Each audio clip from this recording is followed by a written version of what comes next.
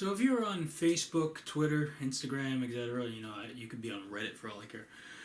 Yeah, so if you're on any of those, you've probably seen memes that depict reality versus expectation, like all the time. You know, like take this for instance. Like, the kids say they're gonna clean the SUV, right? So then they're working really hard on it, and then once they're finished, they go to the parents. They're like, "Mom, Dad, you know what we just did? We just cleaned the car for you." And then the parents are like, "That's great, dear."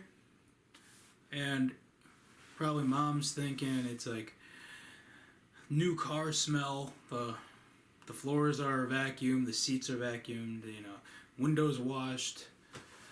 You just saved money that could have went toward getting your car serviced. That those little humans just saved you a fortune. At this point, you get the idea. And then you just go outside to see nothing but a sudsy water mess. The car was just splashed with a bucket of water, and that bird poop ain't going anywhere. And the only thing that's really noticeable about what they did to the car is, so at least they washed off that, someone wrote "wash me" on the back of your car, and like at least that's gone, right? So,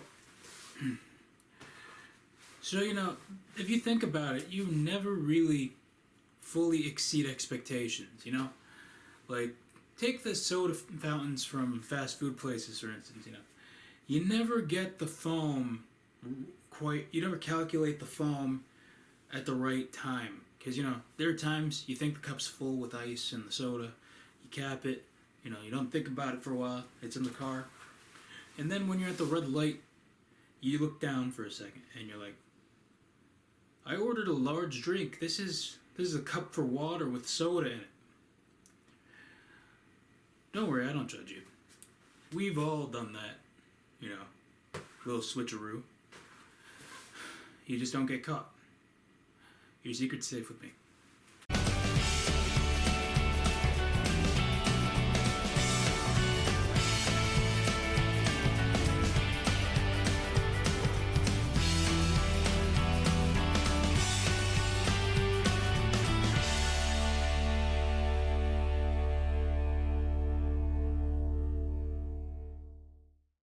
Welcome to the show, everybody. I'm your host, Rob Rodriguez. Now,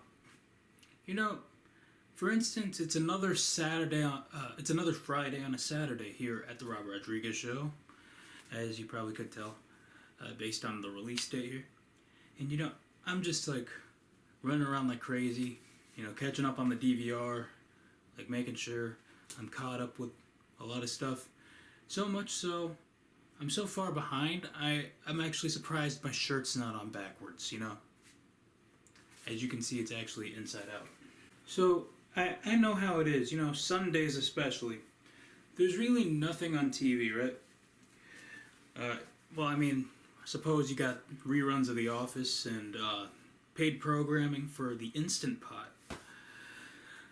But you gotta ask yourself, who's watching this? And I'm here to tell you there's really an audience for everything. Like, there's people who are actually interested in finding out you can cook a whole chicken in a rice cooker. Fascinating. You have shows like Mad Money or The Golden Girls. And, those are two different shows, yes. But you gotta, wow, that was like very Trump-like. Anyway, you gotta ask yourself, and I'm pretty sure I know that there are a lot of people who probably say this when they find this show. You ask yourself, who's this show even for? Well, I have an answer for you, and let me put it this way. Smart people, that's who. Some people don't understand the buzz for certain trending shows coming to, the streaming networks, HBO, Showtime. And to that you say, oh, the show better be good if you're paying money to see it. It's no live concert or anything. Yeah. But I have Facebook friends. Like a lot of your Facebook friends will rave about shows that you know aren't necessarily available to all the public. Like Game of Thrones or Stranger Things. And sometimes I'm like, okay, I'll give it a shot. I mean, I get all my shows for free anyway. Yeah. Just 5 links away, and then I can watch these shows just like you online. I don't know why I admit stuff on this show sometimes. I mean, music too. There's so many styles breaking ground, and somebody's listening. There's an audience for it, even if it's weird. I mean, think back in 1996. I'm sure somebody liked the Macarena. To think being born the year that the Macarena was the #1 hit. Come on. Talk about being born on a good year. I mean, so back to what I was talking about. You got artists like Billie Eilish. Funny story, funny yet true story. I was listening to that song of hers, "Bad Guy," and I tell you, the bass is something else because it fried my headphones.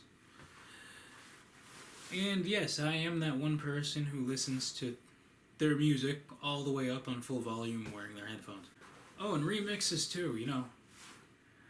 I swear, if this keeps going on the way things are going on, Old Town Road will live on forever. Can you imagine just taking your horses to Old Town Road over and over and over? I mean, before you know it, I'm going to open up YouTube, and then on my homepage, #1 trending, Old Town Road, Lil Nas X featuring Michael Jackson, Freddie Mercury, David Bowie, Prince. Just imagine that collaboration that even the dead want to cooperate in. Things just got dark, but that's revolutionary. All those people involved. Where am I going with this? I don't even know. Well, we have a lot of show to fill, so that being said, I'm gonna need a minute.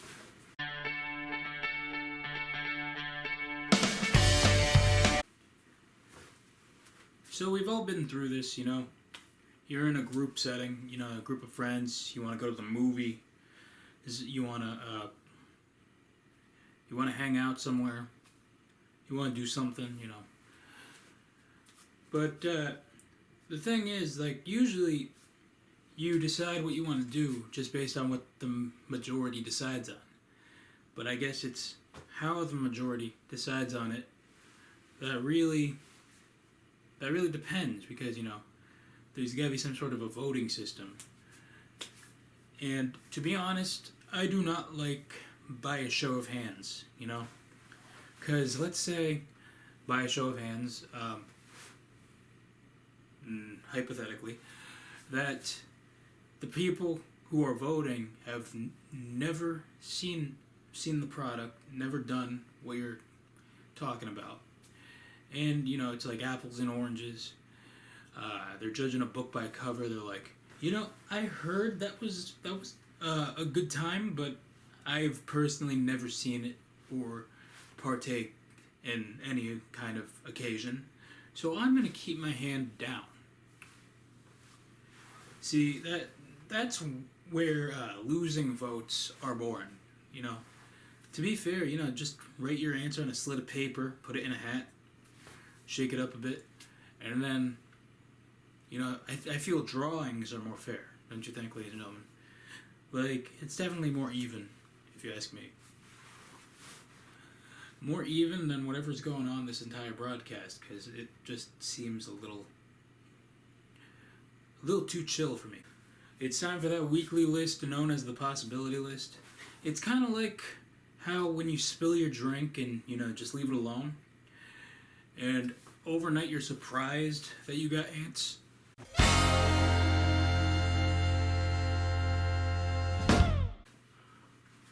Alright, this week's list is titled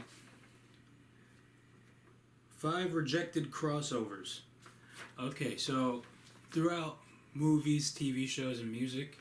There's a lot of options. There's definitely been a history of collaborations and team ups. No hesitating with this list whatsoever. At number 5, 2.5 Mad Men. At number 4, The Sisterhood of the Traveling Pants. Number 3, The Big Red Dog Theory. Number 2, a collaboration by Little Dicky about the planet Pluto. Well, technically, actually, I wrote it, we love Pluto, it's not a planet. That's how it's written down on the list here. And number 1, 5 rejected crossovers. Malcolm on the Middle. Come on, don't confuse people with similar titles now, TV. And that is the possibility list for you this week.